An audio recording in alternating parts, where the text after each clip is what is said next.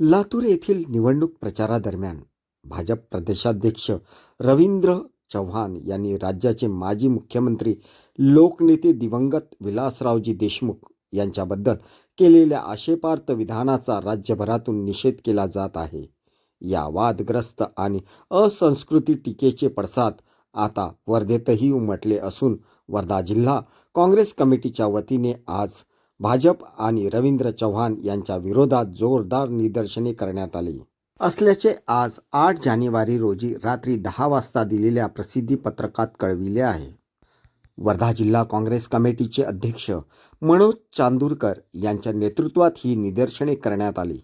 यावेळी कार्यकर्त्यांनी भाजप सरकारच्या आणि रवींद्र चव्हाण यांच्या विरोधात प्रचंड घोषणाबाजी केली.